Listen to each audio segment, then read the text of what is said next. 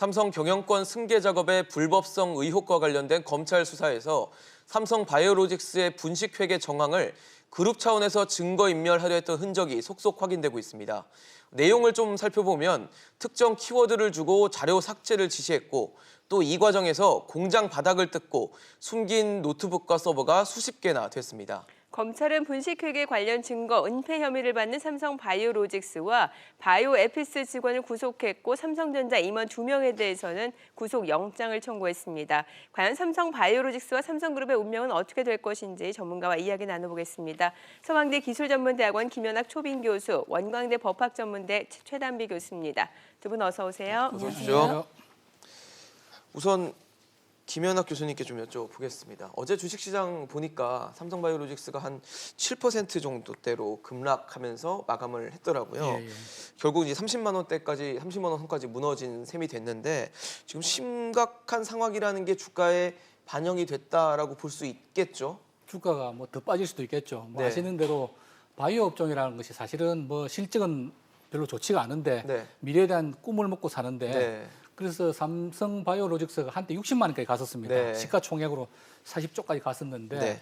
아시다시피 이제 작년 말에 금융위로부터 그 분식회계에 대한 조치를 받고 28만 원까지 떨어진 상태에서 거래 정지가 됐었죠. 한 달 네. 가까이 거래 정지됐다가 상장 적격 실질 심사에서 뭐 상장 여부는 문제가 없겠다 해서 다시 재개돼서 최근 38만 원대까지 올라갔었는데 최근에 수사 경위를 보니 이게 이제 그 당시는 상장 폐지가 안 됐지만 네. 그 횡령 배임 혹은 분식 회계의 경우에 상장 폐지까지도 할 수 있거든요. 네. 이게 다시 상장 폐지로 갈 수 있는 문제가 생길 수도 있겠다라고 이제 주주들이 걱정하시는 거죠. 그래서 이제 아마 투매 현상이 일어나고 30만 원 밑으로 다시 뭐 굉장히 오랜만에 빠지게 된 상황이고 수사 결과나 최종 조치에 따라서는 뭐 상장 폐지가까지도 갈 수 있다는 그런 우려가 담긴 주가라고 볼 수 있겠습니다. 네. 자, 그럼 본격적인 이야기에 들어가기 앞서서 이 삼성 바이오로직스의 분식회계 의혹 이 부분부터 이해를 해야 될 것 같은데 왜 이게 중요한지 또 이해를 해야 되는지 좀 설명을 해주시죠. 네, 이것이 왜 중요하냐면 이재용 부회장 같은 경우에 이제 경영 승계를 했는데 경영 승계할 당시에 삼성물산과 제일모직이 합병을 했습니다. 근데 네. 이 합병을 했을 때 회사 가치를 어느 정도로 파악해야 되느냐가 이제 이번에 핵심의 쟁점인 것이고요. 삼성물산과 제일모직 관계에서 제일모직의 기업 가치를 더 높게 평가하면서 결국은 이재용 부회장과 총수의 일가에게 더욱더 가치를 부여준 것이 아니냐입니다. 근데 그 당시에 합병이 2015년도에 삼성물산과 제일모직 간에 됐는데 이 과정에서 고의분식회계가 있었다라고 검찰은 보고 있어요. 검찰이 보고 있는 고의분식회계가 두 가지가 있는데요. 네. 첫 번째는 2012년에 이 삼성바이오로직스와 미국의 바이오젠이 네. 삼성 에픽스를 설립을 합니다. 네. 에픽스 설립을 할 때 삼성 바이오젠에게 계약서에서 콜옵션을 부여를 해요. 네. 콜옵션은 원할 때의 이 주식을 매수할 수 있게 하는 것인데 이것이 결국은 부채거든요. 네. 근데 2012년부터 2014년도 이 부채를 숨겼다는 겁니다. 숨기면서 삼성 에픽스의 가치를 높게 평가했다는 것이고요. 두 번째는 2015년도 합병 당시에 이것이 콜옵션이 알려지니까 삼성 에픽스가 결국은 자본 잠식 상황에 빠질 수밖에 없어요. 이때 회계 기준을 바꾸면서 결국은 삼성 에픽스의 기업 가치를 원래는 4,621억 원에서 4조 8,085억 원까지 부풀렸다. 그러면서 결국은 이재용 부회장에게 더욱더 기업 가치를 높게 평가해주면서 이익을 줬다. 이러한 고의분식 회계 두 가지를 검찰은 보고 있습니다. 네. 지금 이재용 부회장의 경영권 승계 과정을 보면 이제 삼성바이오로직스 주식을 제일모직이 갖고 있었고 이 제일모직 주식을 이재용 부회장이 갖고 있었던 거죠. 그리고 이재용 부회장은 삼성물산 주식은 또 갖고 있지 않았고 그렇죠. 맞는 거죠 이게. 예.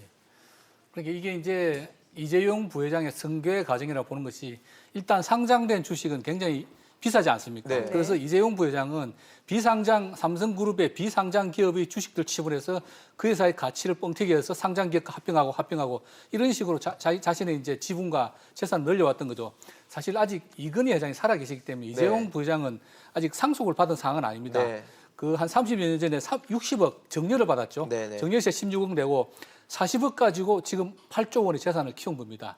제일 먼저는 이제 아시다시피 그 에버랜드 용인 자연농원에 있던 에버랜드 그 비상장회사 지분인데 그 지분을 대폭 취득을 합니다. 그래서 그 회사의 가치를 키워가지고 제일모직하고 합병을 하게 되고 그래서 여기서 바로 나오는 게 그다음에 제일모직하고 삼성물산하고 합병을 하는데 삼성물산에 대해서는 전혀 지분이 없고 제일모직은 에버랜드 지분을 기반해서 23% 정도를 가지고 있었던 거죠. 네네. 그렇게 해서 삼성물산하고 합병을 해서 합병된 삼성물산의 지분을 늘리고요. 궁극적인 목표는 삼성전자였습니다. 왜냐하면 삼성전자가 제일 위에 가장 큰 회사이기 때문에 네네. 삼성전자에 대해서 삼성물산은 지분을 많이 가지고 있는데 그 이재용 개인 본인은 0.4%밖에 가지고 있지 않거든요. 네. 근데 삼성전자까지 가기 전에 이 삼성물산과 제일모직 합병건이 지금 계속 이슈가 되고 있고 네. 그것 때문에 재판도 받고 지금 그러고 있는 상황이죠. 그래서 정황 증거로 본다면은 이재용 부회장이 삼성그룹 내 비상장 회사의 주식을 가지고 많이 받고 그걸 계속 키워서 상장회사를 합병하면서 그룹의 지배권을 확립하는 그 과정에 있었다. 그 과정에서 삼성바이오로직스가 활용이 됐다라고 믿을 만한 충분한 정황 증거가 있는 것이죠. 그러니까 뭐 다시 얘기를 하면 검찰이 수사하고 있는 내용 자체는 지금 이제 그룹 경영 승계를 위해서는 제일모직과 삼성물산 합병이 필요했고 삼성바이오로직스의 주식 가치가 부풀려졌다. 그래야 제일모직의 주식 가치도 좀 부풀려지고 지금 이렇게 검찰이 시나리오화해서 수사를 하고 있다. 이렇게 이해를 하면 되는 겁니까? 맞습니다. 예. 그러니까 제대로 된 절차에 따라서 이러한 것이 이루어지지 않았다는 것이고요. 네. 그래서 고의분식회계가 있었다는 것이고 지금 검찰이 보고 있는 것이 왜 굳이 그러면은 삼성 에픽스에서 이 부채를 2012년부터 2014년까지는 이것을 숨겼는가? 그리고 2015년도에 알려졌을 때에는 왜 그때 새로운 회계 기준을 적용을 해서 삼성 에픽스에 대해서 취득가액이 아닌 시장가액으로 해서 기업의 가치를 뻥튀기 했는가? 결국은 그것의 궁극적인 목적은 경영승계 과정이고 이 경영승계 과정이 지금 또 중요한 것이 지금 현재는 고의분식 회계만 있습니다만 뒤에 저희가 말씀을 나누겠지만 지금 최순실 씨 그리고 박근혜 전 네. 대통령의 재판과 이재용 부회장의 재판이 함께 맞물려 있는데 이 과정에서 경영승계가 또 인정이 된다라고 한다면 재판의 결과가 달라질 수 있거든요. 네. 그렇기 때문에 이 부분에 지금 검찰은 초점을 맞춰서 보고 있는 부분입니다. 네. 근데 최근 보니까 검찰이 또 삼성바이오로직스 이 공장 바닥에서 노트북과 뭐 서버 그렇죠. 저장 장치 이런 것들을 찾아냈단 말이죠. 왜 여기다 숨겼을까요? 네. 글쎄요. 못 찾을 거라 생각했나 보죠. 일단 뭐 여러 가지 추론이 가능한데 작년 사실 5, 6월경은 한참 그 삼성바이오로직스의 분식회계 이슈가 많았던 때입니다. 네네. 그러니까 뭐 어느 기업이든지 압수수색이 나오면은 그 자료를 삭제하거나 숨기는 일은 합니다. 네. 오히려 이제 그거를 밖으로 직원이 들고 나갔을 경우에는 더 이게 자료 보완이 안 된다. 그래서 회사 공장 바닥에 뭐 숨겼을 수도 있고 뭐 이런 것들은 당연히 그룹 차원에서 어떤 지시가 있었던 거고요. 뭐 불행히도 저도 기업체 근무할 때 압수수색 네. 몇 번 받아봤는데 근데 이제 이거는 지금 다 정황 증거라는 거죠. 문제는 그 공장을 뜯어서 숨긴 그 직원은 이제 네. 구속이 됐지 않습니까? 예. 근데 그렇죠. 그 자체는 어찌 보면은 그 곁 가지고 그 숨긴 자료 내용이 과연 구체적으로 뭐가 있느냐 네. 그것이 문제인데 지금 우리나라 검찰이 보면 되게 이렇게 좀 중간중간에 증거를 흘리면서 사실은 네네. 상당히 좀 확대 포장을 합니다. 아. 근데 지금 이미 아셔야 될 거는 삼성바이오로직스는 작년에 금융위로부터 분식회계 판정을 받았고요.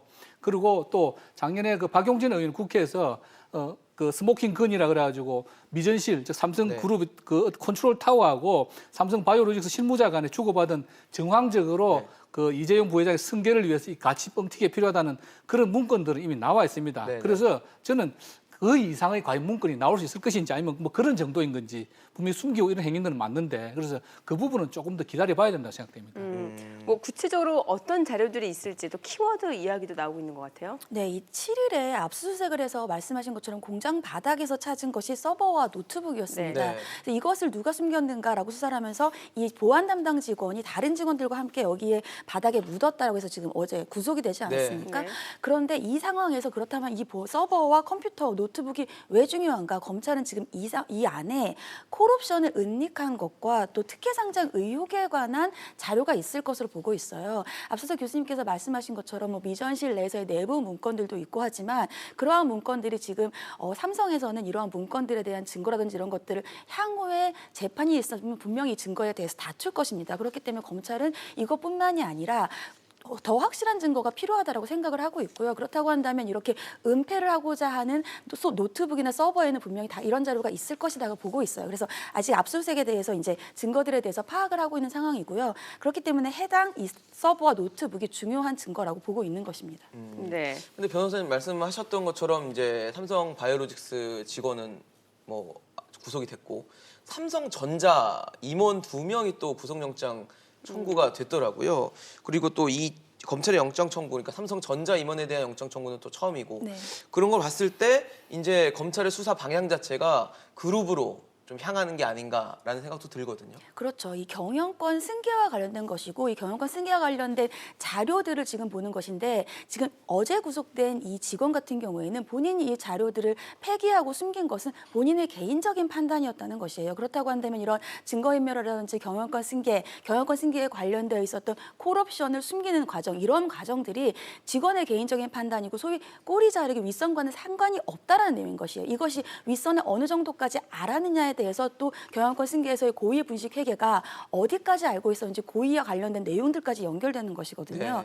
그런데 지금 검찰은 과연 어제 구속된 직원은 30대 대리급 직원입니다. 네. 30대 대리급 직원이 회사 내부, 특히 삼성 같은 경우 회사 내부의 자료들을 외부로 유출되거나 이런 보안이 굉장히 엄격한데 네. 이런 것을 개인이 판단을 해서 외부로 유출을 하거나 아니면 회사 내부에 과연 묻을 수가 있겠는가 그렇지 않다는 것이죠. 네, 검찰이 납득이 안 보기에는 윗선까지 분명히 파악이 될 것인데 네. 그 윗선이 어디까지인가를 보는 것이고요. 그래서 지금 이번에 구속영장이 청구된 것이 삼성전자의 사업지원 TF의 임원 한 분 그리고 보안선진화 TF 임원 한 분이에요. 네네. 이 둘 임원에 대해서는 일단 어느 정도 혐의가 있다고 보니까 구속영장을 청구를 한 것이고 이것이 끝이 아니고 더욱더 윗선이 있을 것이다라고 검찰은 보고 있는 것으로 보입니다. 정점이 어딘가까지를 찾고 있는 거네요. 네. 자, 이런 가운데 더불어민주당 박용진 의원이 이제 이 부회장의 대법원 판결을 미뤄달라라고 했어요. 삼성 바이오로직스 그 회계 사건 수사가 종결이 되면은 판결해달라 이런 입장을 내놨는데 이거는 어떻게 해석이 가능할까요? 그러니까 여기서는 이슈가 두 개가 있거든요. 예. 하나는 분식회계 이슈가 있고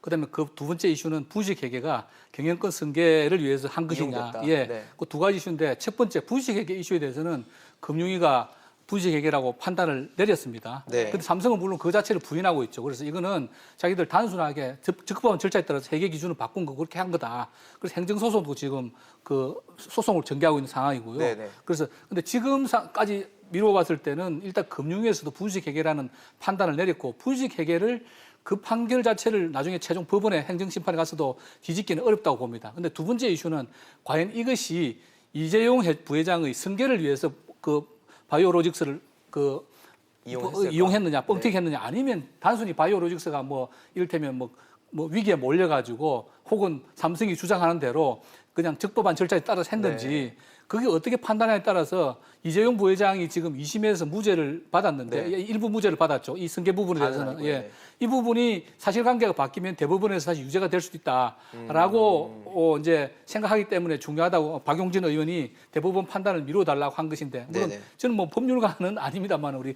뭐 변호사님 의견도 들어봐야 되겠지만 대법원은 그 법률이 적합하게 사실관계를 따지는 것이 아니고 적합하게 적용됐느냐 안 되느냐는 판단하는 최종 판단하는 그런 기구고요. 그다음에 두 번째 이슈에 대해서는 제가 아까도 잠깐 말씀드렸지만 정황 증거로 보면 분명히 이재용 부회장이 승계를 돕기 위해서 한 것 같은데 네네. 실질적으로 과거에 그 증거도 나왔죠. 미전 씨라고 삼성 바이오로직 재무팀 직원들 주고받았는데 이게 확실하게 승계를 위한 것인지 아니면은 대개 뭐 대부분 재벌 기업들 그렇습니다. 사소한 어떤 회계 처리 같은 것도 다 그 그룹의 컨트롤 타워랑 의논해서 하거든요. 왜냐하면 나중에 연결 재무제표가 돼가지고 그룹 전체 실적에 영향을 미치기 때문에 네. 그 부분에 대해서 이제 정황상으로 보면 분명히 승계를 위해서 한 것 같은데 과연 이 부분을 법적으로 증명할 수 있는 검찰이 증거로 증명할 수 있느냐는 또 다른 이슈고요. 그래서 이것이 과연 대법원 판결에 직접적 영향을 미칠지는 저는 조금은 의문이 있습니다. 어떨까요? 그거 그러게요. 영향을 줄 수 있는 건가요? 저는 대법원 판결에 영향을 미칠 수 있는 중요한 쟁점이라고 저는 개인적으로 생각을 합니다. 왜냐하면 네네. 대법원이 이제 교수님께서 말씀해 주신 것처럼 법률심이라고 해서 사실관계를 기초로 판단하는 것은 아니지만 법률을 적용하는 데 있어서의 아주 중요한 기초적인 사실관계를 잘못 판단했을 때에는 다시 한번 파기환송을 할 수가 있습니다. 근데 이 부분이 중요한 게 왜냐하면 횡령은 횡령 액수에 따라서 징역형이 달라요. 근데 이재용 부회장이 1심에서는 구속이 됐다가 2심에서 집행유예가 된 것이 뭐냐 하면 횡령 액수가 떨어졌기 때문이에요. 횡령 액수가 50억 미만이 되면 징역이 유기징역 3년입니다. 그럼 집행유예가 붙을 수 있는 유기징역이에요. 근데 50억이 넘어가면 집행유예가 불가능하고요. 지금 묵시적인 청탁이 인정이 되지 않은 것이 그 당시에 경영권 승계 작업이 이루어지지 않았고 경영권 승계 작업이 이루어지지 않았으면 여기에 청탁을 할 수 있는 현안이 없었다는 겁니다. 근데 지금 고의분식회계가 새로운 쟁점이 되면서 2015년도에 이미 그것을 알았다고 한다면 그럼 경영권 승계가 있었고 그러면 묵시적 청탁이 인정될 수 있다라는 2심의 판단이 바뀌는 거예요. 그렇기 때문에 3심에서는 이것이 중요하다라고 지금 박용진 의원이 보고 있는 것이고요. 이것이 만약에 어떻게 달라지냐에 따라서 대법원에서의 판단이 달라지면 네. 이재용 부회장이 집행유예가 바뀌면서 실형으로 될 가능성도 있습니다. 가능성도 있다는 말씀이시죠. 뭐 사실 지금 삼성 바이오로직스 분식회계 의혹과 관련해서 삼성그룹 전반적으로 경영권 승계 의혹까지도 얘기가 나오고 있는데 사실 투자자 피해도 생각을 해봐야 될 것 같아요. 이게 분식회계와 관련해서 명확하게 밝혀지지 않은 상황에서 주식 거래가 다시 재개됐단 말이죠. 여기에 대해서도 지금 다시 좀 비판이 나오는 것 같거든요. 분식회계 판단을 받았죠. 금융위원회에서 분식회계다. 그런데 이제 분식회계라고 해서 무조건 상장 폐지가 되는 그렇죠. 것은 예. 아닙니다. 분식회계 내용이 뭐냐에 따라서 그 금융위원회에 있는 정권선물위원회라고 있는데 그 산하에 또 기업심사위원회가 네네. 있습니다. 기업심사위원회에서 그 당시에 이제 어떤 나름의 한 15명 정도 위원으로 뭐 교수라든지 회계사로 구성이 되는데 판단을 해서 이 회사는 재무적으로는 건전하다. 이제 삼성바이오로직스 같은 경우에는 작년에 한 5,300억 매출에 550억 정도 영업이익을 네. 냈거든요. 근데 네. 재무적으로 상당히 건전하다. 네. 그래서 또 투자자 보호라는 측면도 있으니까 이 예. 회사를 상장 폐지시킬 정도는 아니다. 그래서 이제 어떤 이 위원회 절차를 거쳐서 한 네. 달 채 안 된 기간에 상장이 재개됐던 거고 그 당시로서는 뭐 워낙에 그 여기 뭐 가지고 있는 투자자들도 그렇죠. 뭐 목소리도 높았고 그래서 그랬는데 지금 상황이 이제 조금 또 바뀌고 있죠. 그 네네. 당시만 하더라도 비록 거래가 정지가 됐지만 이게 상장 폐지까지 갈 거라고 예상하는 사람은 아무도 없었습니다. 그래서 이거는 언젠가는 거래가 재개될 것이다라고 네. 해서 이제 뭐 두려움은 어느 정도의 그 주가는 떨어진 면이 있지만 상장 폐지에 대한 공포는 적었는데 지금은 만일에 이제 검찰 수사 정황 증거 신문을 제가 자세히 봤더니 다 정황 증거로 하는데 네. 그 정황 증거가 사실상의 증거로 드러난다면 네. 그리고 그룹 차원에서 조직적으로 이 이재용 부회장의 승계를 위해서 이런 작업들을 했고 그것이 말씀하신 대로 대부분에서 유죄 판결까지 간다면은 간다면, 네. 상장 폐지가 다시 기업 상장 실질 심사를 거쳐서 상장 폐지가 될 가능성이 굉장히 높죠. 네, 네. 네. 그래서 사실은 두 가지죠. 여러 가지 근데 투자자들 지금 이 주식을 가지고 있는 분들이 이걸 알고도 투자를 하신 거죠. 그래서 저는 두 가지입니다. 이 기업이 자체로 영업 실적만 가지고 볼 것이 아니고 이 회사가 얼마나 투명한지 특히 최근에 외관법이 굉장히 강화됐기 때문에 기업의 투명성에 대해서 투자하실 때 봐야 된다는 네. 거고.